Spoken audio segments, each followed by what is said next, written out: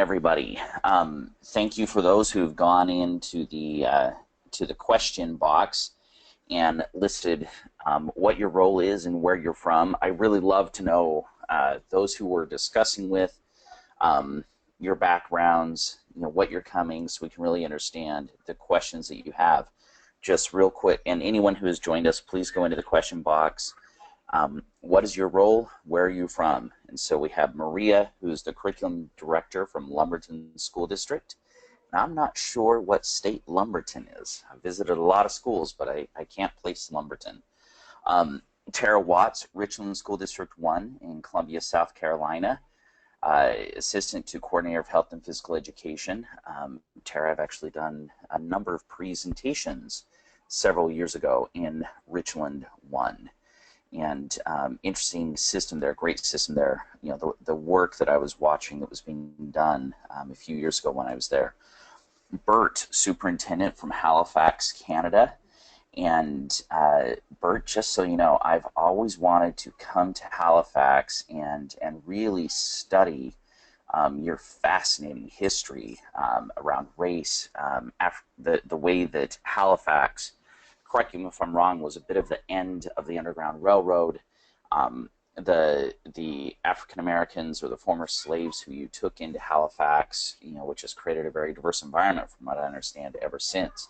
I've had colleagues who've worked in Halifax, and the story of your school system has always fascinated me. So very glad you could join today.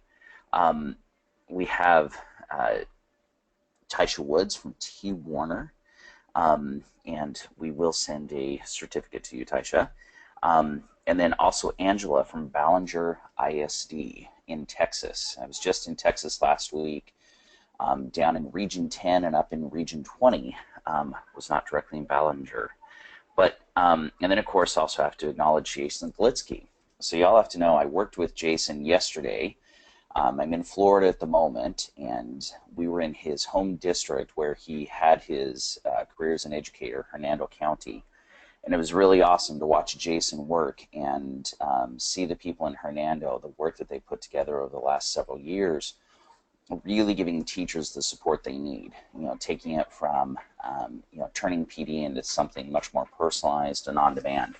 So it was an honor to work with Jason yesterday, and Jason, look forward to working with you tomorrow. So, in any case, had to give those acknowledgments. I'm glad you are all with us today. So let's get into this conversation. Today's focus is on equity leadership. What does equity leadership look like? Please recognize this is a webinar. I'm mainly talking to you about leaders. How is it that you engender change in your school or your school system to really drive forward an equitable education for all students? We're going to review a bit the definition of equity that we put forth last week, and then we're going to modify that and say, if here's a definition of educational equity, then what is a definition of equitable leadership? And we're going to dive into that. And so I really want you to think, what a leader carries is fundamentally that ability to impact for good or for bad everyone within that hierarchical structure that reports to the leader. And in all my years of traveling around to schools, I've visited well over 2,000 schools across North America.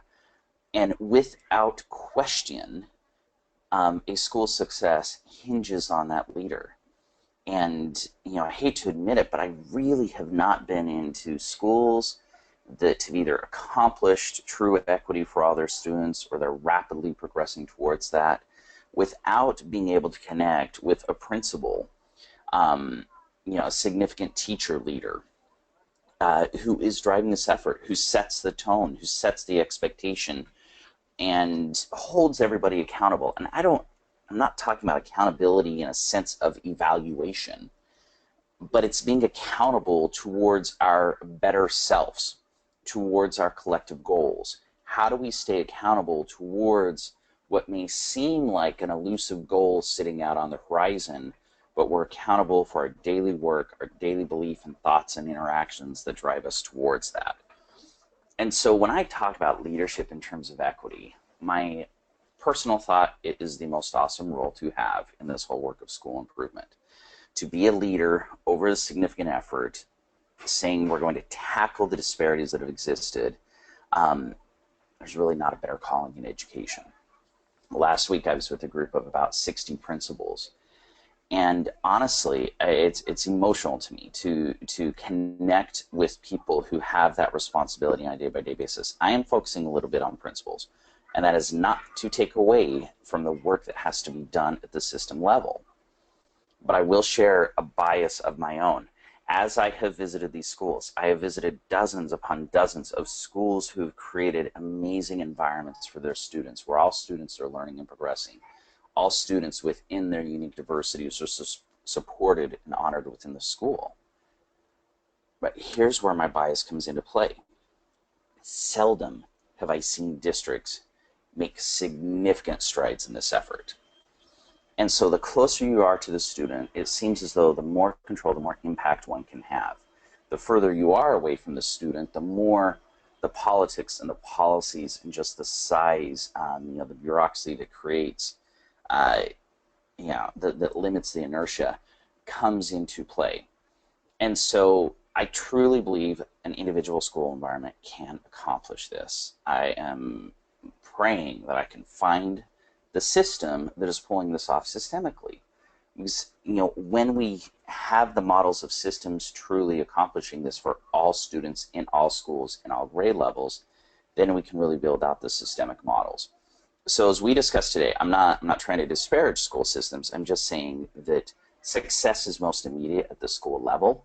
And so those of you who we've seen who are in these district offices, which is the bulk of you, I think the challenge really falls to you.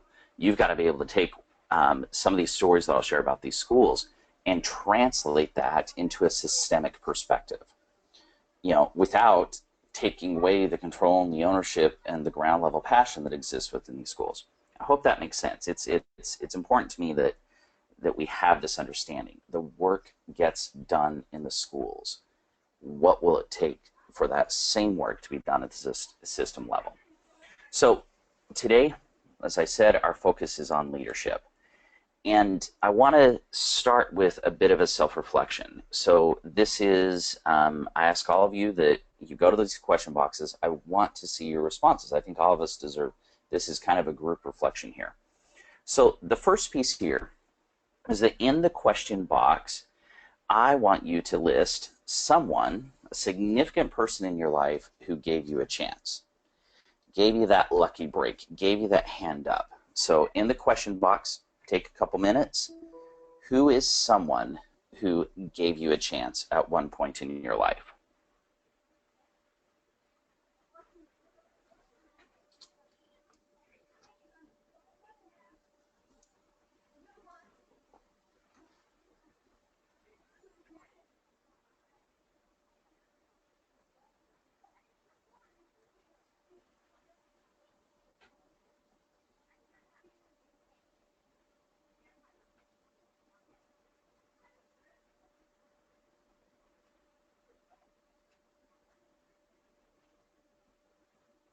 Okay, so Eddie writes in Charles Perkins, or sorry, Charles writes in Eddie Daniel. Sorry there, Charles.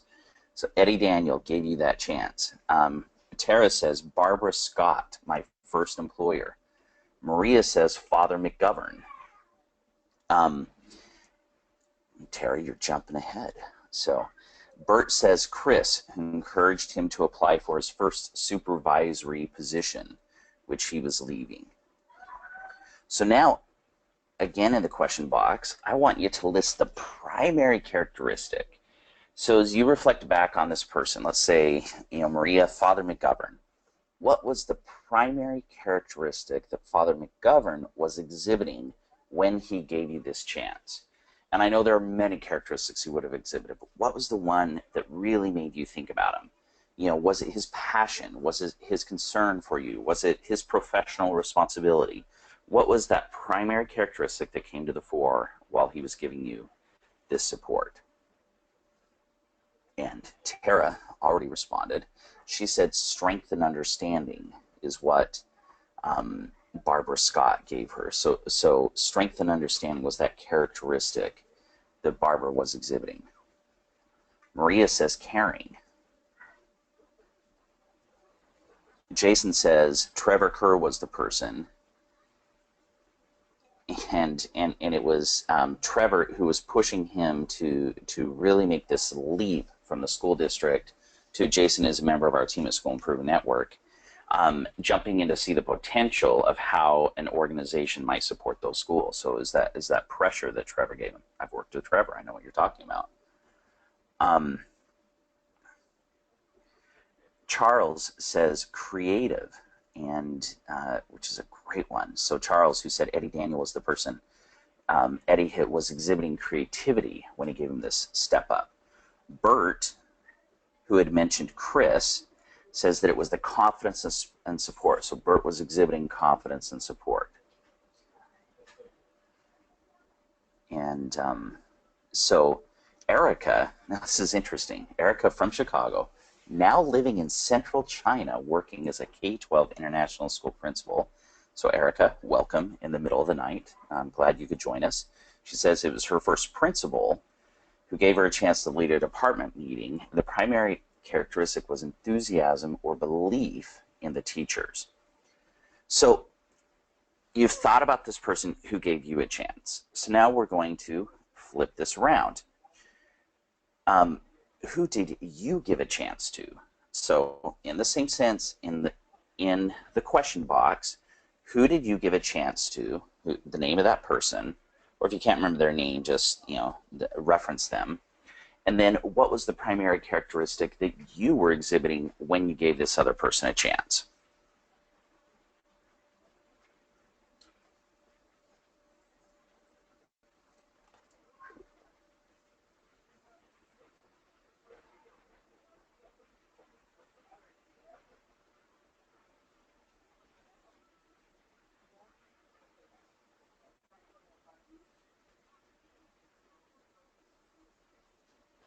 Tara says she gave this chance to her first secretary. Charles gave the chance to Christy B. Tara says that when she gave this chance to her first secretary, what Tara was exhibiting in herself was leadership, tempered with a side of caring and understanding. I like that idea of with a side of caring and understanding. So Bert says that George was the person he gave a hand to, and his characteristic he's showing was encouragement based on, I'm assuming, George's strengths and gifts. So leadership, encouragement. Erica says that she gave Sam, a social studies teacher, a chance. She was maximizing the strength she saw in him. So this is interesting. So start listening to these words: leadership, encouragement, maximizing. So Jason says Matt Goldrick, who we had worked with yesterday, was the one that he helped out. And so as Jason was promoted into the manager of professional development, he reached out to Matt. And Jason says here, he knew that Matt would fill the position as well as Jason had, if not better. So that kind of hope, that belief in the other person. So as you think about these characteristics, and Maria writes in, Kristen B., recognition of a diamond in the rough, leadership, enthusiasm, maximizing strength, belief in someone's capacity, recognizing someone's skill. Charles says recognition of personal deficiency, I'm assuming in Charles' own self, but a strength in Christy to bring balance to our team. So as all of you have gone through this and you've described these stories, what you're laying out is a set of characteristics of leadership. Any thoughts? Anyone want to, take a stab in that response box? Why would I have you first reflect on someone who gave you a chance, but then force you to go through the same exercise with who you might have given a chance to? Just reflect on that. If you want to respond, that's great. I'm going to go ahead and talk about it. The interesting thing about equity work is that equity, by definition, is not technical. Now, equity is dependent upon a number of technical things that we can do to accomplish it, such as the analysis of data. But in order to really drive equity, I can have an a leader truly focused on equity who is analyzing student data. I can have a leader who is not focused on truly driving equity, also analyzing student data. So they're both going through the same technical skill. And through the formality of the analysis, they may even come to the same conclusions. But since equity is not a technical approach, it's a deeply personal, cultural approach, the impact of that data analysis will be different between the two leaders. So I'm not going into the technical side, some of these technical things that need to be applied, as so many of us have gone through those trainings and have access to those resources in other venues. I'm really talking about what the leader brings to this. So if I'm not focused on equity, I analyze student data, I see those gaps, I'm even able to drive down towards the individual needs of the students. Well, I'm going to apply a technical solution to that. So the student who's behind, needs to be pushed into Tier 2, Tier 3 instruction, given some individualized support so we can really get that reading score up. It's very different than if I am focused on equity, so I've done this personal reflection. I've really thought about the lives and the souls and the hearts and minds of my students, their families, the community they come from. When I do that same data analysis, and I'm able to see, even driving down to the individual level, I see this student who needs this particular help, I may still suggest a Tier 2, Tier 3, extended support for the student, but there's going to be an emphasis on what the student needs rather than what the school needs out of the student. And so why is the student maybe struggling, say, with their reading? Is it a matter of little of the curriculum, little that's read in class actually reflects who the student is? And so maybe I need to look at the student's background, the community they come from. Is it that the student doesn't see relevance in the learning? And so I really need to think, what are the student's interests? Might it be that there are issues the student is facing at home? And so, a more intensive instructional experience might not be what the student needs. Maybe what the student needs is some social supports. And so when I approach a very technical thing such as analyzing student data through a lens of equity, what I get is solutions and approaches that we can apply that are reflective, first and foremost, of who the student is, what the student needs, and why the student will care when these services are provided. And so that's the difference. So the reason why we went through and we had this reflection, who gave you a chance? Who did you give a chance to?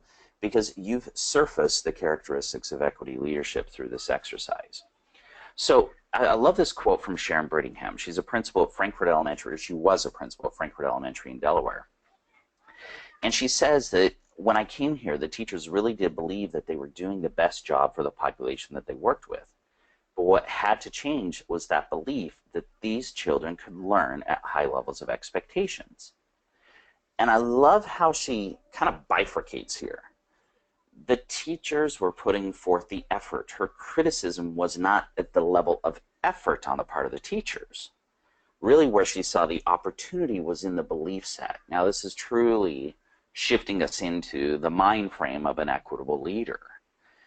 So what is that set of collective beliefs that we carry? Those collective beliefs obviously are influenced by our individual beliefs. So this work that we're doing on equity, just to give you a little background, why is it that we're here today talking about equitable leadership?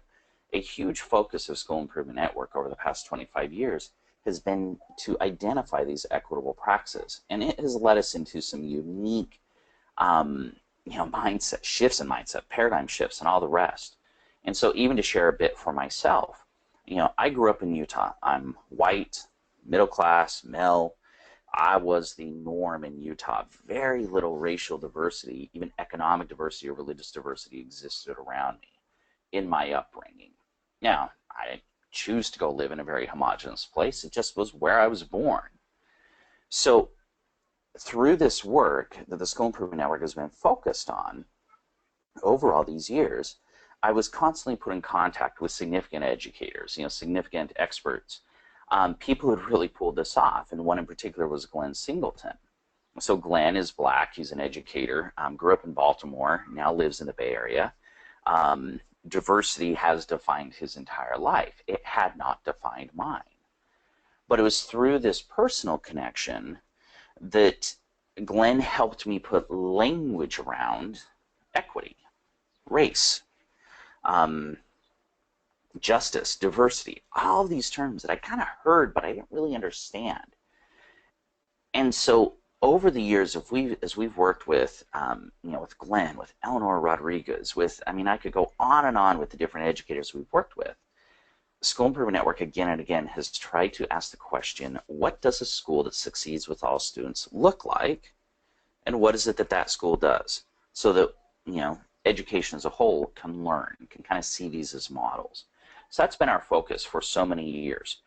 And what's awesome with this, and I'll reference some of these stories during the webinar, if you go onto Edabate, and Dave will make sure that in the follow-up email we send, I will send some links of these schools that have accomplished this change. Edabate has dozens of these videos of incredible success in schools, work that systems are doing to pull this off. And so I really hope you'll go back to them and look at them, because they're very impactful in the learning. And why do we do this? Because we really believe that truly 100% of students can be supported. 100% of students can succeed. Any goal less than 100% of ultimate success really means we're kind of juggling with our students' futures. Does that mean we're going to accomplish 100% every year? No, but we've got to be aimed towards that. So last week I spoke about the equitable school success formula.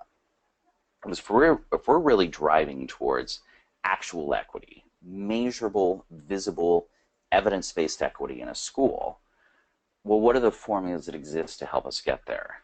So last week I talked about a bit of the need for personalized learning. The only way to truly serve the needs of all of our students is to understand who those students are and modify the way we support them in their learning to serve those personalized needs. Cultural proficiency is the second part of this formula. I have to understand who I am and where I come from, the beliefs that I carry, the biases that I show up with. I also have to understand the community that I'm working in, the beliefs, the background, whatnot that my students show up with. Who are they? Who are they racially, culturally, sexually, religiously, economically? I need to understand these things, because how can I really personalize learning if I don't actually know who the student is? And then we come to implementation. And so we're diving a bit into implementation today through this lens of leadership. And it's one thing if we're personalizing learning and we've really embraced cultural proficiency, but it's all amorphous. It's left at the level of a belief set. The implementation piece, what are the actions that arise out of that strong, equitable-minded belief set? So that's our equitable school success formula. I proposed a definition here for equity. We discussed this a bit last week, so I'm going to go quickly through it now. But equity, what is equity? Educators provide all students with individual support they need to reach and exceed a common standard. So equity, educational equity, responsibility is on the part of the educators. Those educators are the ones delivering the support and the service and whatnot that is individualized for each student. So it's the responsibility of educators to personalize or individualize this experience so that each student is supported in what they need, but towards a common goal. And that common standard is critical in our ability to measure equity. Again, belief sets are 100% necessary. It's hard to measure a belief set, but I can measure the progress of students. I can expect all students with the proper time and the proper support to reach a minimally acceptable common standard. And so the shift here is that our traditional approach assumes that students are showing up equal. Well, we all know they aren't showing up equal, which means we have unequal outcomes on the other end. Equity flips that. So equity assumes that our students are showing up with all kinds of unique needs. They really are not showing up equally ready, with equal interests and equal ways of learning. But what equity says is let's create an equal outcome. So let's personalize all the inputs, personalize all the supports, or individualize them with our goal that there will be some degree of an equal outcome, so then students are equally prepared to take on the world and all the incredible things that it offers. So that's really our definition of equity. But when you think about equity, and I'm just going to go through this, I want you to think about these considerations. And so these first four that I put up, these are areas where I feel we've made really awesome progress in modern day education. Classrooms more differentiated than they've ever been. You know, teachers have a more natural awareness of how they need to modify the learning experience to serve the needs of individual students. It's just become part of our fabric. The rigor and the challenge presented to students is up across the board. There's all kinds of research that backs this up. Students are challenged more. They are held to a higher standard. That is happening. Parent resources are better. More schools are more intuitively aware of how they can reach out to and support parents. Is there a lot of work to do here? Without question. But parents really are seen as part of the solution now. And also ELL language support, which without question, you know, I think language is one area that we can look to systemically say how might we truly build educational equity, because the language supports for you know, students that are really directed at student needs, there are great programs out there. They've been well implemented. They're executed on a daily basis. So I think it's a great place for us to look at what are models that work. Now, so some of the other considerations about equity, where has the impact been? We still don't know the impact of testing, you know, and I'm a firm believer, like so many are, that we need some level of testing. We need to be able to look at the macro scale of what is going on so we can say, are all students progressing at an acceptable rate? We need to be able to look at those subgroups. So testing without question gives us that data. You know, testing also just disrupts our time with our students to no end. The system Jason and I were in yesterday, they can't have professional development oriented meetings past the latter part of February because they have to prep for almost 3 months of testing. That is disruptive. And so testing is needed, and yet it's also disruptive. Recruitment, I also see that as one of the things where we really haven't oriented towards recruitment, towards truly accomplishing educational equity. We're in a teacher shortage. It's a crisis.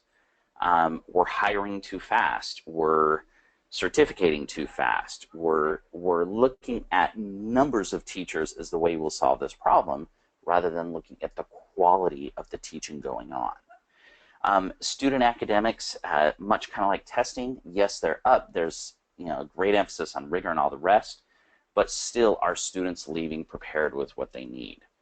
Now, the real questions around accomplishing educational equity at a school or a system level, and I feel there's been such minimal work in these areas that we're still nascent in our understanding of the way this really impacts the day-to-day existence. Diversity, race, and culture. We just continue to struggle to have an honest conversation about race. We continue to struggle to truly honor the culture that the student brings into the classroom. How seldom do we hear that students are being encouraged to go back in their community to learn things? You know, how rare is it that students document where they come from as part of their learning?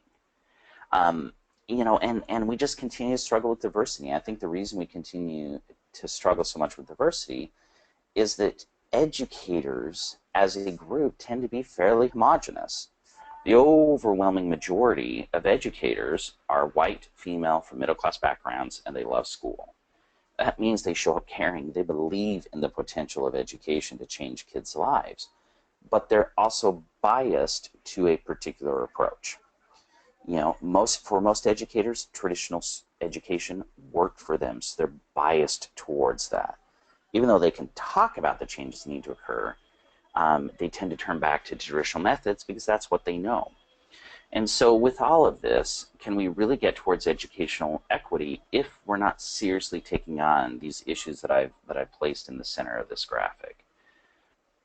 So One of the video links that we will send you is for Griffin High School in Griffin, Georgia. And I really encourage you to watch this one. It focuses on Keith, who is the principal there.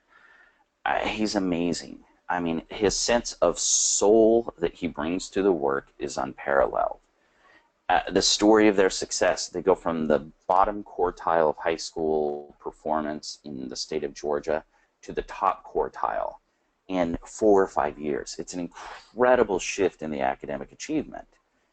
But they do that through this deep awareness of every single student, giving the kids reason to trust the school and what the school is pushing them to do. So it's a success story that I really hope you'll go on and watch. So this moves us towards, I just want to review real quick. Traditionally, we've had this very system-centric way of students learning. You know, the teacher is the one who determines what needs to be learned, looks at the standards, delivers material to the students, and then tests the students as to how they responded to that material. It's really, I call this a standards-based approach. It's not knocking standards. Standards are critical. But we've tended to center our instruction today around the standards rather than around the student. And so we've got to make one more shift to really create these equitable learning environments in the school, and that's to center the learning first and foremost around the student.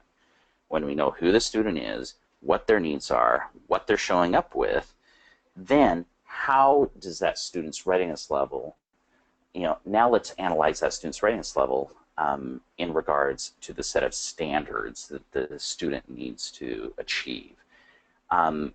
When we understand who the student is, now we can really consider who's the best teacher for this student. Rather than just assigning students kind of randomly at the beginning of the school year, what teacher is most best suited to help this student based upon our understanding of the student's needs? Likewise, choice and accountability. There's lots of accountability in our schools today, but there's little choice in how kids learn. But when you provide someone choice at the beginning of their learning, at the beginning of what you're pushing them to do, that person tends to own the accountability on the other side. If we don't give choice at the beginning of the learning exercise, then accountability is kind of what the teacher needs. It's not what the student needs to be able to drive their own performance. And then cultural and relevancy. If you think about this traditional approach, this kind of standard-based approach, there's very little room in this approach for cultural relevancy in learning. But when we understand who the student is, we open up all kinds of avenues to invite the student to engage in learning that reflects who they are and where they come from. So as we look at the equity framework, and today we're really focusing in on this leadership portion. Again and again, I've been talking about, how does a leader approach this? So some of the characteristics in the equity framework around leadership is building equity, among the staff and the community, vision and direction. Leadership holds the responsibility to create the vision. That doesn't mean that it's one person who has the vision. That this leader needs to build the vision collaboratively, but the leader has the responsibility to make sure that that vision creation, the way that vision is pointing the school, is accomplished. Accountability. Again, this is a responsibility purely on the part of the leader. We do want to provide that choice like what I talked about, but ultimately the leader has to hold that accountability. If a school succeeds, the leader gets to celebrate, as does all the staff. If a school struggles, the leader has to be the first one responsible for this. If the leader is responsible for that accountability, it's easier to bring the rest of the staff along. And then sustaining innovation. Innovation is a key part of this. How is the leader building an environment where teachers are free to take the risks they need to take, where innovations can be tried out without a fear of whether or not they're going to work. You only figure out if an innovation works if you can try it out, potentially fail a few times, iterate on it, and get much better. And so leadership holds responsibility for these 4 areas. So let's define equity leadership. And the way I define equity leadership is that it's leadership that is authentically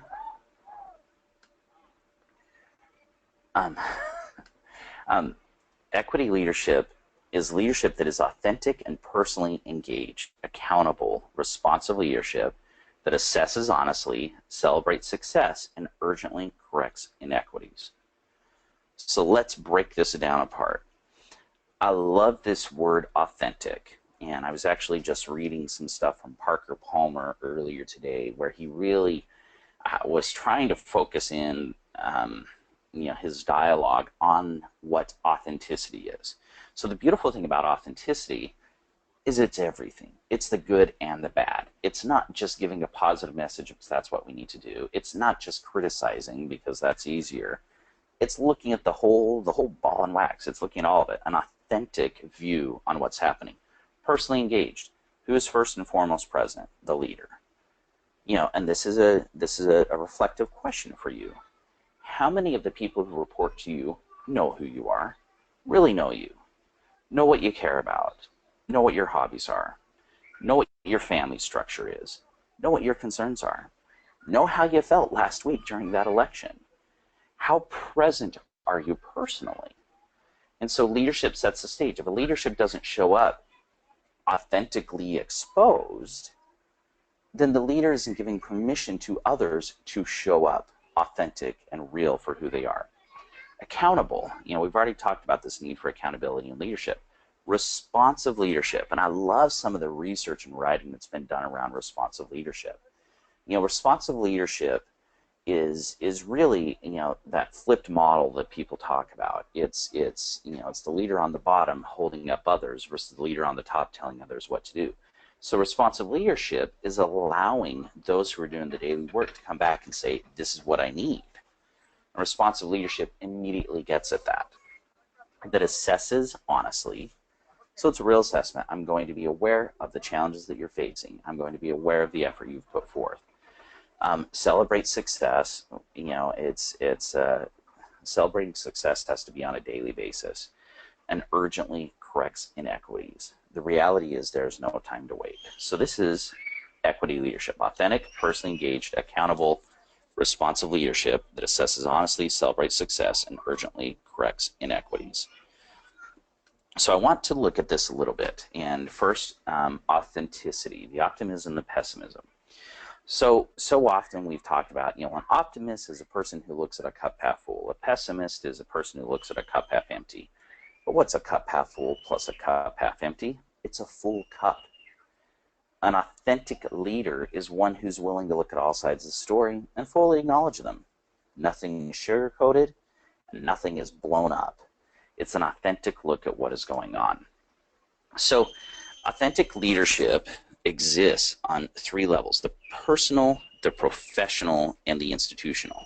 Personal really being defined by passion, professional being defined by practice, and institutional being defined by persistence.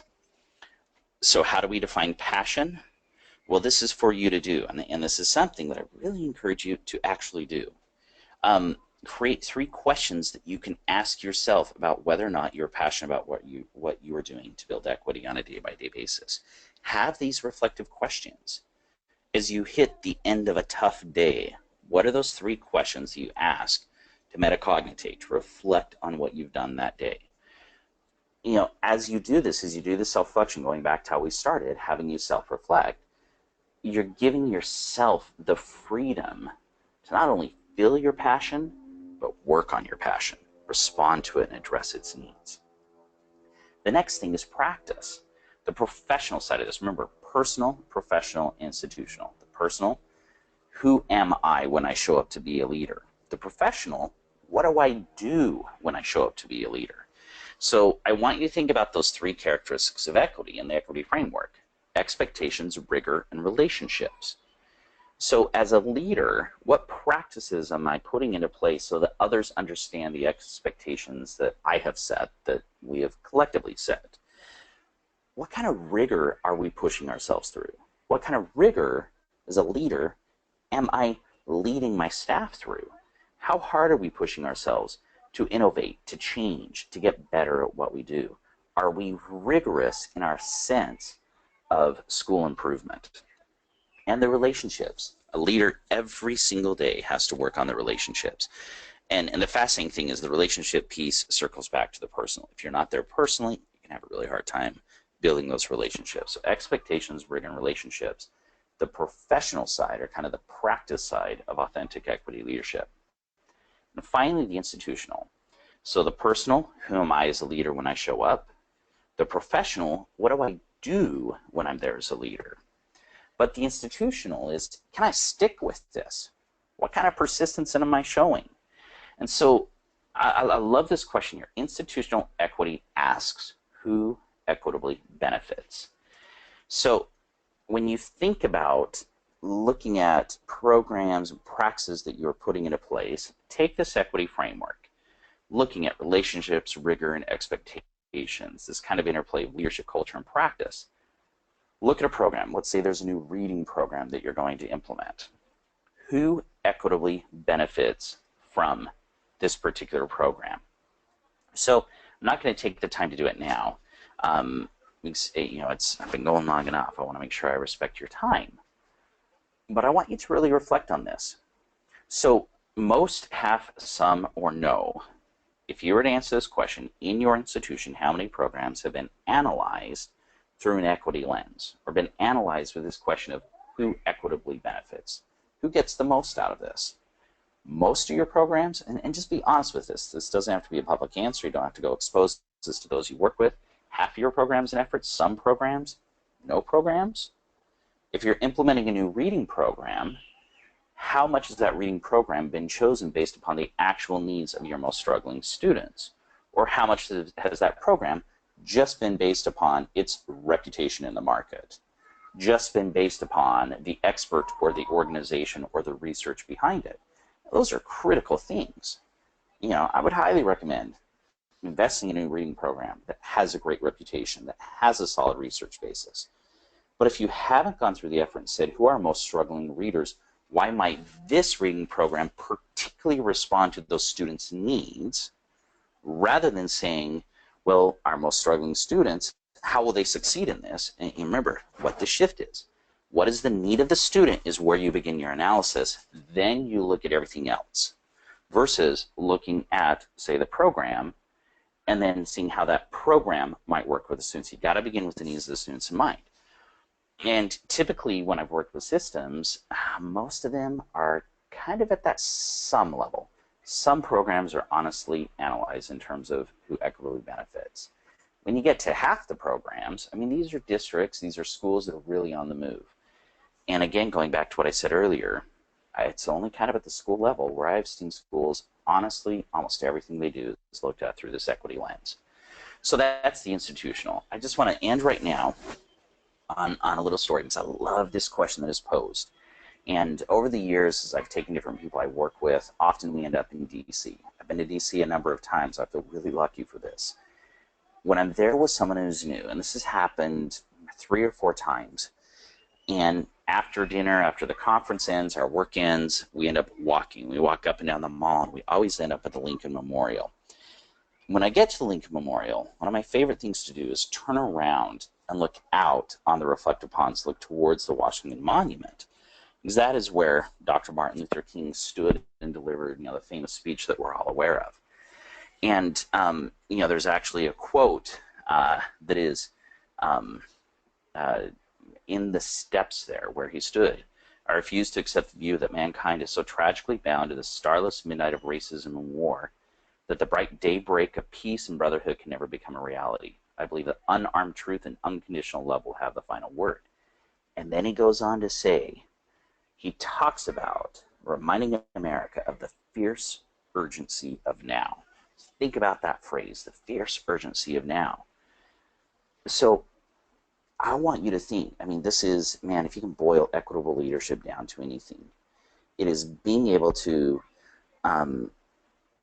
articulate an answer to this question. What is your fierce urgency of now? That word fierce, this is the thing that is just, it's pushing you harder than anything else. It's your most frustrating thing. It's your most hopeful thing.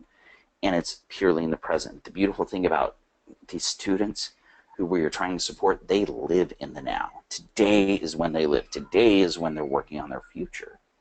So as a leader of a school system, What is the fierce urgency I experience now to provide the student who is living in the present? If you can answer that question, you are on the path to becoming a truly equitable leader, because you're thinking so immediately of how is it that I support these students? How is it that I impact their future? Again, with technical tools, but in a much broader picture. So I encourage you to reflect on that as we think about what is equity. How do we get this in place in our schools? And those of you who have sat through my presentations before, you know that I always show my kids in this. I have to show my kids. This is where I'm personally connected to this work. And when I look at this photo every single time, I'm reminded of the future that I hope they have. And as I think of that future, then I really start considering the work that I have to do today to get this done. I hope this has been a benefit. I hope this has given you things to frame your work as a leader. What is it that you can do? What is it you can get others focused on? I look forward to you participating in our next webinar, which will be on equitable culture, looking at the culture of a school, Equity 101 culture, and Dave will get the invite out for that. And I would really love to, I'd love to see your questions. I'm going to hang on for a few more moments. If any of you have questions, please contribute them in the question box and I will address them. But again, thank you. Thank you for your time. Thank you for your focus. And just keep doing this work. It's awesome. There's nothing better. Thank you. Thank you, Curtis. Before we get to any questions, I want to send out a quick poll. You'll see this on your screen. And if you want to just take the time to give us some feedback on how we're doing on these webinars, it helps us improve. And we want to make sure that we provide the best learning experience for all of you. And with that, I want to take some time to answer any questions that you might have. And just type them into the questions feature, and we'll be sure to get to them. Additionally, if you have questions that you'd want to, kind of get a longer answer or more details, Curtis is more than willing to put out his email and respond to any questions you might have.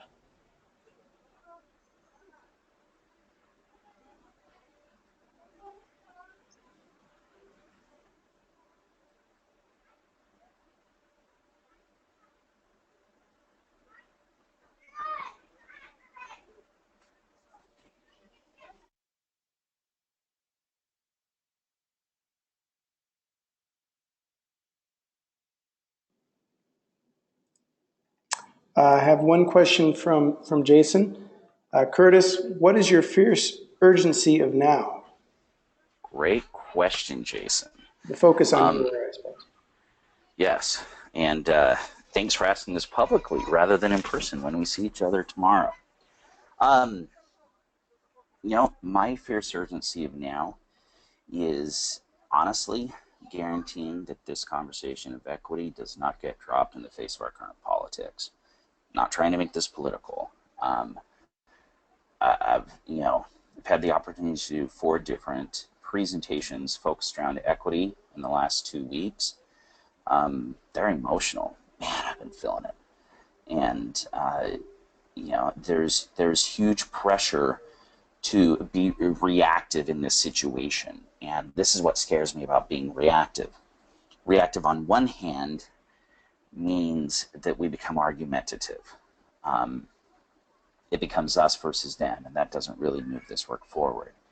Another way to be reactive is we drop it. Just the pressure and the conflict is too much, and that does not move us forward. So my first urgency now is figuring out how to have an effective dialogue across significant differing political beliefs. And that's a challenge. Again, I'm not trying to make this political.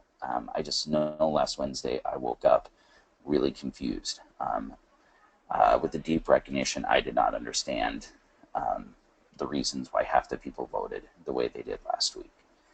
And I was lost. I was lost in that. I just could not find understanding around it. And so my fierce urgency has really been a whole lot of reading, a whole lot of discussions, trying to figure out how do we center this conversation in a way that works across a lot of now exposed differing beliefs. So there's a personal answer. Again, not trying to make it political, but Jason, you did emphasize your fierce urgency of now. So.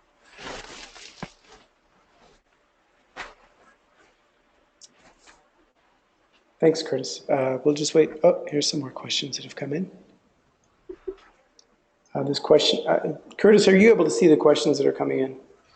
Yeah, and I'll go ahead and read it. So this is Right. Erica. As you said, working ideas into practice and policy can be tricky. Are there additional examples, models from schools who are doing the work to pursue equity we should follow? There are, without question. And Erica, this is one of the things which gives me the greatest hope. And I'm not being light in saying this. Everywhere I go, I find schools that are doing this. Individual schools. They may be out of the limelight. They may not be getting a lot of attention, but they're pulling it off. And so I do believe that you can look at some of the examples. I've been doing a lot of work in STEM schools of late. There's a particular school. I don't know if I shared this story last week or not, but it's called the Salt Lake Center for Science Education. My son is going there. It's an incredible environment. I'm emotional as I think about my son starting there this year. 6th grade. He has grown more in the last 2 to 3 months than I've ever seen him grow. His sense of responsibility, his sense of engagement with the learning. I got this email from a teacher yesterday saying that he hangs out after school and helps her clean up her room. I was blown away. But this particular school has created an environment of hyper student engagement. It is STEM focused. It's a lot of project-based learning, incredible work being done around building a sense of community. But it's a model that's there. And so I just use that one because it's been personal to me this fall. I would encourage you to really look locally. There are national models that are now getting out there, and I'll actually in the email that Dave sends with some of these links, I'll make sure that I include some videos and also some links towards some of the programs that are working. But there's great work happening. I think one of the things, and I'm using this lens of equity to define things. When I'm looking for schools to succeed, I often will not use labels of equity to try to identify them. What I'm really looking for is how that particular school tells their story. How is it that they define all students succeeding, all students engaging? So the reality is I can't find a lot of information that directly uses the language of equity to identify and label these schools, but I can find lots of evidence of equity. So when I read a profile about a school where they are talking about understanding the needs of the community, really reaching out to the parents, the way they're modifying the learning environment focused on hyper engagement on the part of the students, when I look at personalization within the learning. And so, the example I always use is, are you giving students something out of a textbook to read, or are you having them go out into their community and interview community members to write the stuff the students are going to read and study? When I find evidence of those things, of this high level of personalization, allowing a student to go into his or her community, family, whatnot, to discover learning, that's evidence of equity. And so some of these types of approaches, it's the stuff I'm looking at now. Without question, they're experiential learning, the courageous conversations about race approach, that Glenn and his group put forth. A lot of these other programs are driving this right now. I hope that gives enough without going into detail, but I'll include some links on the email that Dave sends.